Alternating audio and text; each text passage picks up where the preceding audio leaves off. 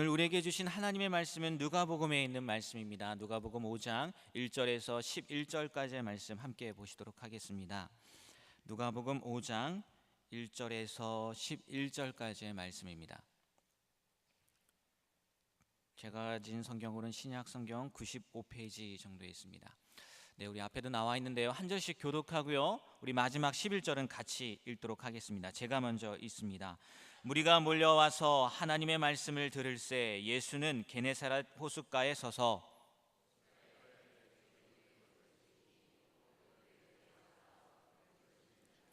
예수께서 한 배에 오르시니 그 배는 시몬의 배라 육지에서 조금 떼기를 청하시고 앉으사 배에서 무리를 가르치시더니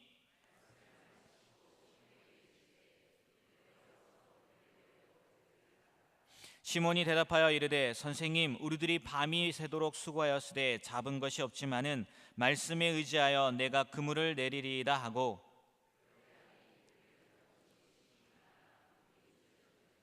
이에 다른 배에 있는 동무들에게 손짓하여 와서 도와달라 하니 그들이 와서 두 배의 채움에 잠기게 되었더라.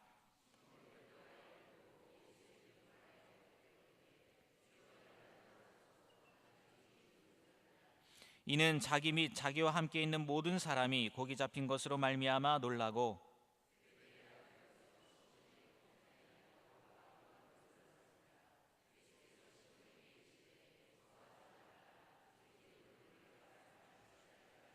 함께 있습니다.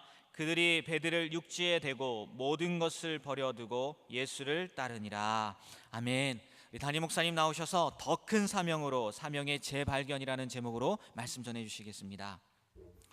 할렐루야.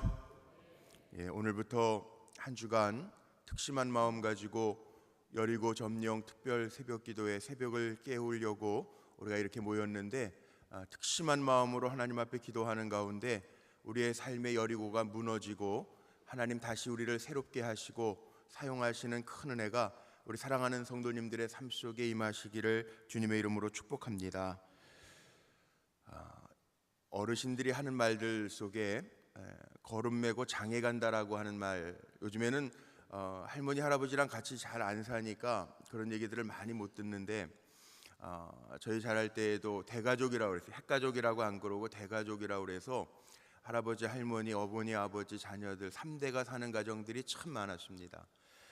어르신들이 무슨 얘기하냐면 저희도 5남매가 자랐는데 가방 메고 학교를 가는데 친구들하고 휩쓸려가지고 늦게 집에 들어오거나 아니면 요즘에는 그런 아이들 없어요. 다 학교 바로바로 가는데 가방 메고 기웃기웃 가면서 뭐 문방구 가보고 뭐 뽑기 뽑는 데 가보고 이러고 학교 늦는 아이들이 있습니다. 그러면 어르신들, 할머니들, 할아버지들이 뭐라고 야단치셨냐면 야, 옛말에 걸음 메고 장에 간다는 말이 있다 그런 말 하셨는데 그게 무슨 말이에요? 걸음을 메면 어디 가야 됩니까? 농사 안 지시니까 모르시죠? 걸음을 맸으면 논으로 가든지 밭으로 가야 돼요. 근데 걸음 메고 장에 가면 돼요? 안 돼요? 안 되는 거잖아요. 그런데 그렇게 다른 일에 휩쓸려서 사람들 하는 대로 휩쓸려 다니면서 사는 사람들, 그렇게 학교 가야 되는데 가방 메고 학교 안 가고 집에 안 가고 뭐 여기저기 놀다가 시간 못 맞춰서 사는 아이들 보면서 야단치시면서 야, 걸음 메고 장에 간다라는 말이 있어, 목표 분명하게 세우고 가야지, 이렇게 야단치실 때 있었어요. 들어보신 적 있죠? 그런 말이 있어요. 그런데 우리가 주님의 백성으로 하나님이 구별하여서 부르셨는데 하나님이 우리 왜 부르셨습니까? 삶의 목적은 아주 분명합니다. 성경은요 희미하게 얘기하지 않습니다. 하나님은 우리에게 아리까리하게 헷갈리게 아리송하게 하지 않습니다. 분명하게 말씀하시는데 문제는 우리가 그 말씀에 순종하지 못해서 문제가 될 때가 참 많아요. 저는 이번 여리고 새벽기도회 주제를 정하면서 요즘 주일마다 다시 하자라고 하는 주제를 가지고 말씀을 전하지만 우리가 왜 하나님의 역사를 더 많이 체험하지 못할까 고민하면서 우리가 왜 하나님의 하나님 되심을 많이 이루면서 살지 못할까 마음속에 과제를 안으면서 제 마음속에 다시 다가온 말씀이 뭐냐 하면 우리가 정말 하나님을 향하여 목표를 분명하게 세우고 하나님을 향하여 한 걸음 한 걸음 믿음으로 뗄 때 주님은 우리의 삶 속에 역사하실 줄로 믿습니다. 목적 있게 살아야 돼요. 우리의 목적이 뭐냐 하면 이사야서 43장에 아주 분명하게 나와 있어요. 7절에는 우리를 찬송케 하려고 하나님이 불러 모으신다고 그랬고, 하나님이 우리를 지으신 목적은 21절 말씀에 보면 내 백성은 내가 나를 위해서 지었다. 하나님 말씀하셨어요. 나를 위해서 지었다. 내 찬송이 되게 하려고 지었다 말씀하셨어요. 우리의 사명은 뭐냐 하면 나를 통해서 하나님이 영광 받으시고 찬송 받으시면 되는 거예요. 그러니까 신앙생활하면서요, 세상하고 양다리 걸치면서 기웃기웃하는 것이 아니라 목표를 분명하게 세우시기를 바랍니다. 목표 분명하게 세우시면 돼요. 뭘 하나 이루려면요, 그 목표를 분명하게 세우면 틀림없이 하나님, 믿음 안에서 우리가 하나님 찬송 되겠습니다, 하나님의 영광이 되겠습니다 고백하며 살아가면 하나님 우리를 통해서 이루실 줄로 믿습니다. 우리 교회 금융업 CEO를 하셨던 아무개 권사님이 계세요. 책을 얼마 전에 내셨더라고요. 디퍼런터라는 다르게 사는 사람이라고 하는 책을 내셨는데, 책을 선물로 주셔서 제가 다 읽었어요. 근데 왜 성공을 하셨는가 보니까 어려서부터 남다르게 목표를 세우고요, 분명한 목적을 가지고 사니까 성공하더라고요. 그거예요. 우리가 신앙생활하는데 보세요. 우리 주변에 보면 신앙생활을 하면서도 목표 없이 신앙생활하는 사람이 있어요. 아무 생각 없이 신앙생활하는 사람이 있어요. 남들이 교회 가니까 교회 가는 사람이 있어요. 남들이 교회 가면 복 받는다고 그러니까 그냥 와서 예배 드리면서 어떤 복을 받나 보면서 다니는 사람이 있어요. 그런데 중요한 거는요, 하나님이 복을 주시는데 가장 큰 복은 우리에게 영생의 복을 주시는 거예요. 그리고 우리를 통해서요, 하나님이 뭐든지 하실 수 있다라고 하는 것을 보여주시기에 우리는 주님 바라보면서 주님 따라가는 거예요. 오늘 말씀 속에 보니까 우리가 잘 아는 베드로가 제자로 부름받는 이야기인데, 이 이야기 속에 가만히 보면, 이 본문을 묵상해 보면요, 여기에 답이 있더라고요. 예수님이 시몬 베드로를 부르시는 장면인데, 그전엔 뭐 예수님이 아니셨나요? 아니에요. 누가복음 오늘 5장 1절로 11절 읽었지만 그 전에 말씀에 보면 예수님이 병자를 고치세요. 갈릴리 회당에 가고 나사렛 회당에 가셔서 전도하세요. 복음을 전하신다고요. 오늘도 5장 1절 말씀에 보니까 무리가 몰려와서 하나님의 말씀을 들을새 예수가 어디에 계세요? 게네사렛 갈릴리 호숫가에 서 계시다고요. 사람 안 불러도, 하나님 우리 안 부르셔도요, 예수님이 못 사는 거 아니에요. 하나님이 못 사시는 거 아니에요. 제자들을 부르시기 전에도 주님은 누가복음 3장 4장 말씀 다 보면요, 병자 고치시고 귀신 쫓고요, 회당에 들러서 하나님의 말씀을 다 선포하셨어요. 그런데 오늘 말씀 속에 보니까 예수님이 많은 무리가 모여있는 가운데, 제자들이 묻지 않아도 많은 무리가 모여있는 가운데 게네사렛 호숫가에 예수님 서 계세요. 근데 그 서 계신 예수님이, 나하고 멀찍이 계신 예수님이 오늘 말씀 속에 보니까 어디에 3절 말씀에 보면요, 예수께서 한 배에 오르셨는데 그 배는 누구의 배라? 누구의 배라? 시몬의 배라. 많은 사람들의 인생이 있는데 오늘 저는 다시 사명이다. 우리 사랑하는 성도님들, 특별히 이 새벽에 깨어 내가 하나님의 일꾼 되겠습니다, 하나님의 찬송이 되겠습니다, 하나님의 영광이 되겠습니다 고백하며 나와서 기도하는 우리 성도님들 한 분 한 분 속에 예수님이 역사하시는 은혜가 임하시기를 축복합니다. 많은 사람들이 있는데 배 두 척이 있었어요. 밤새도록 고기를 잡았는데 한 마리도 잡지 못해. 이해가 안 되지 않습니까? 갈릴리 호숫가에서 40년 동안 잔뼈가 굵은 베드로예요. 고기 잡는 데에는 베드로가 선수입니다. 그런데 그 시몬 베드로의 배에 예수님이 타셨어요. 다 실패하고 그물을 씻고 있는 그 배를 보시고 시몬 베드로에 타셨어요. 오늘 인생을 살면서 허무하고 힘들고 어렵고 아프고 낭망되고 허망하고 그런 삶을 살고 있는 우리의 삶 속에 우리가 다시 사명을 이루려면 주님이 내 안에 오셔야 돼요.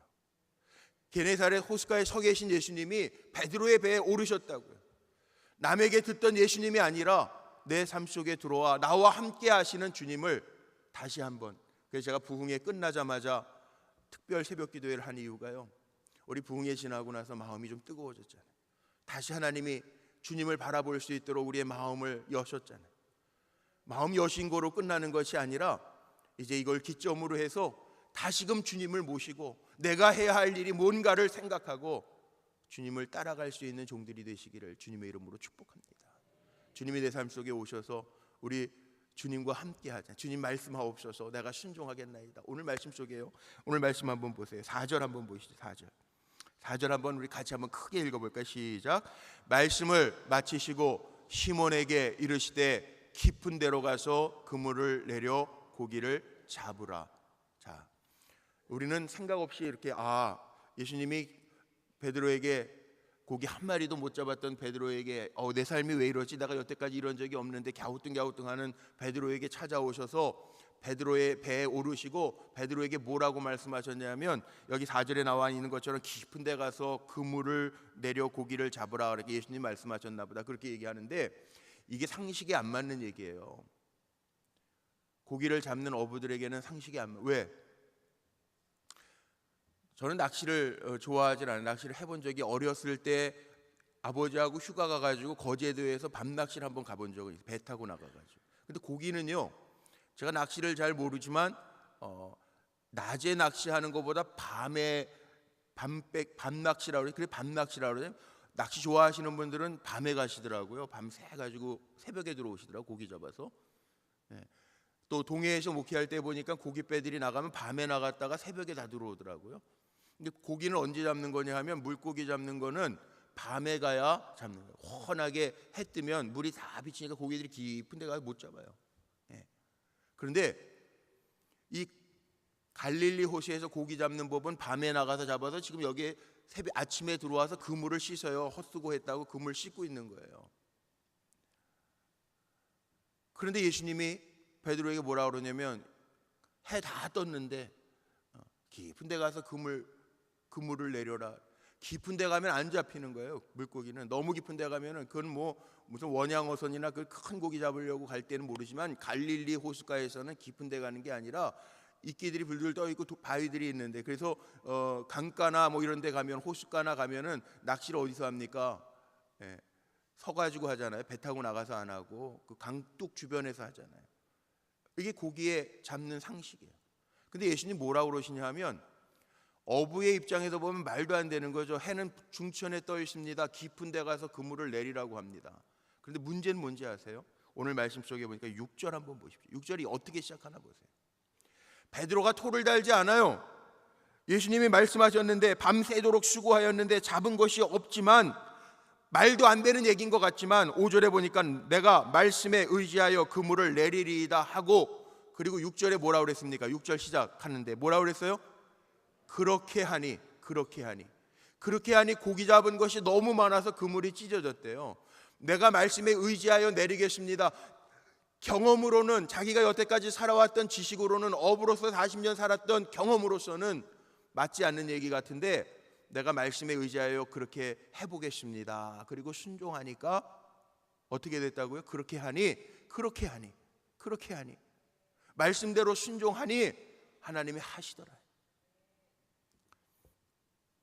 어느 예전에 중세의 수도원에서요 바보 같은 사람이 하나 있는데 수도원 그 원장이 그 바보 같은 수도사만 이뻐하는 것 같아요. 편애하는 것 같아요. 다른 수도사들이요 가만히 보니까 화가 나요. 우리 똑똑한 수도사들 많이 있는데 바보 같은 수도사 하나 수도원 원장님이 특별히 사랑하는 것 같아요. 기분이 안 좋아요. 사람은요 차별받는 거 못 참잖아요. 그러니까 다른 수도사들이 모여가지고 원장님 찾아가가지고 얘기합니다. 원장님 왜 많은 수도사들 똑똑한 수도사들 많은데 저 바보 같은 놈 그 사람만 사랑하시고 아끼십니까? 그랬더니 이 수도사가 뭐라고 그러냐 하면 그래 내가 그럼 닭 한 마리를 다 자네들한테 맡기고 과제를 줄 테니까 잘 수행할 수 있겠나 물어봐요. 모든 수도사들에게요 닭 한 마리씩을 다 줘가지고 과제를 줍니다. 뭐라고 과제를 주냐면 자 아무도 안 보는 데 가서 이 닭을 잡아오게. 그리고 산 닭들을 다 한 마리씩 줬어요. 순종해가지고 아무 데도 안 보는 데 가가지고 닭들을 다 잡아가지고 돌아왔습니다. 근데 이 바보 같은 수도사가 안 돌아오는 거예요. 안 돌아오는 거예요. 해가 다 진 다음에 늦게 돌아오는데 닭을 산채로 가지고 왔어요. 다시 다 잡아왔는데 그 바보 같은 수도사만 산닭을 그대로 가져온 거예요. 밤 늦도록.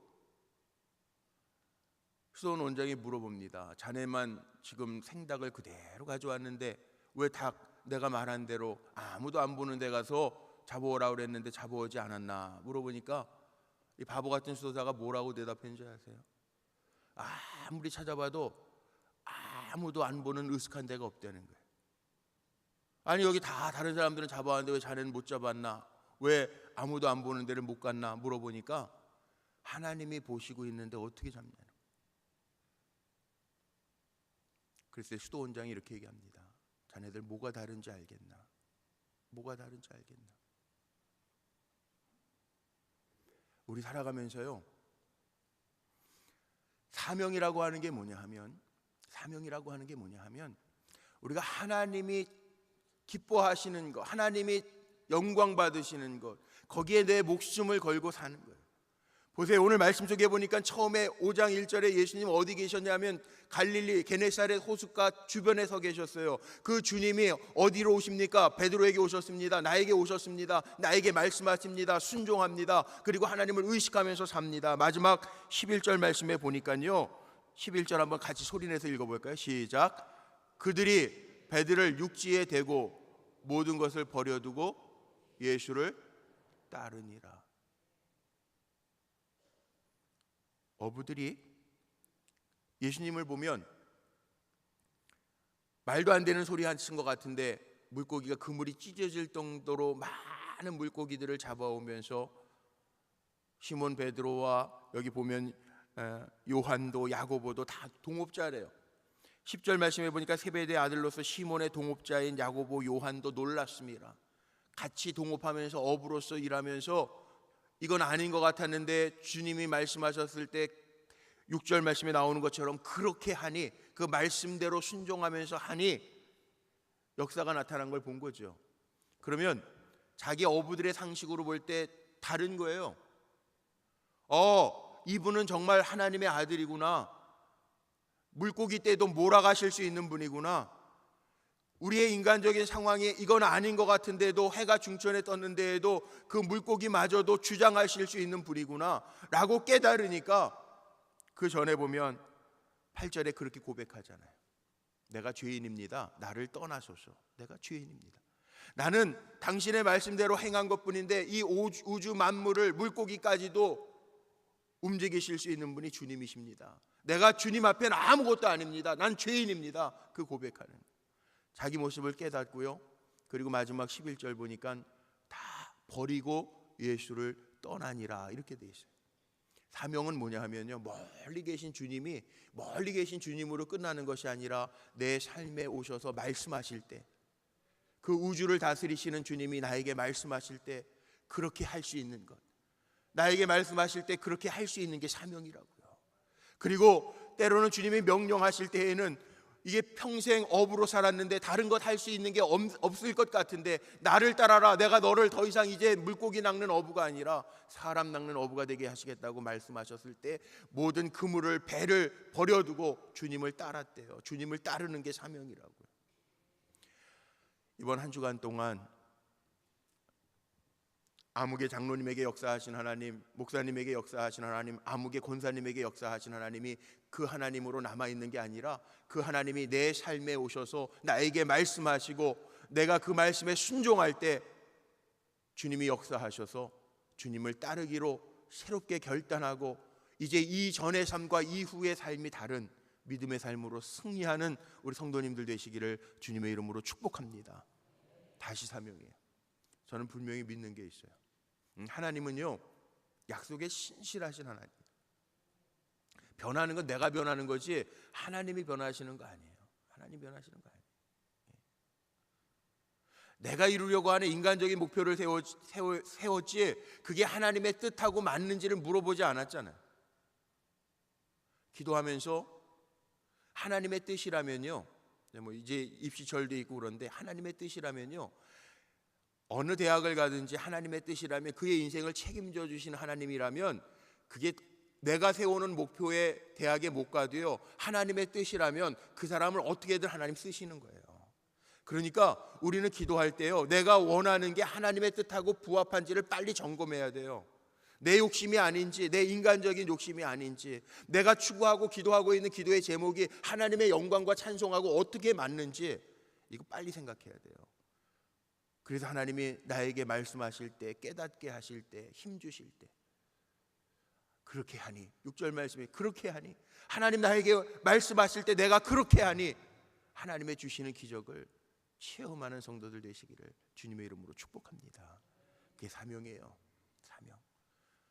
주님이 나에게 말씀하신 대로 내가 행했을 때 하나님의 하신 일들을 보고 내가 주님을 전적으로 따르겠습니다. 그리고 따라가는 게 사명이에요. 사명, 소명 뭐 다 같은 말이잖아요. 주님이 명하실 때 나에게 맡겨진 일이 사명이라고요. 그게 여러 가지 일일 수 있어요. 여러 가지 일일 수 있어요. 주님의 몸된 교회 안에서도요, 하나님과 동일시하는 이 몸된 교회 안에서 내가 해야 할 일들이 여러 가지일 수 있다고요. 하나만이 아니에요. 하나님 기뻐하시는 일이 뭘까? 하나님 나를 통해서 영광 받으실 일이 뭘까? 내가 어떻게 하면 하나님 찬송 받으실까? 그 마음 가지고 달려갈 때 하나님은 우리 한 분 한 분 믿음으로 기도하고 선포하는 한 분 한 분의 삶 속에 하나님이 하시는 일들을 보여주실 줄로 믿습니다. 그 은혜를 체험하고 전 이번 한 주간 동안 그렇게 기도하려고, 하나님 우리 사랑하는 불꽃교회 성도들, 특별히 다시 사명을 붙들고 나아가는 성도들, 주님이 저들의 발걸음마다 복되게 하시고 힘 주시고 저들의 삶을 통해서 영광 받아 주옵소서 기도하려고 그래요. 하나님의 영광의 도구로 다 쓰임받는 역사가 임하시기를 주님의 이름으로 축원합니다. 기도하시겠습니다.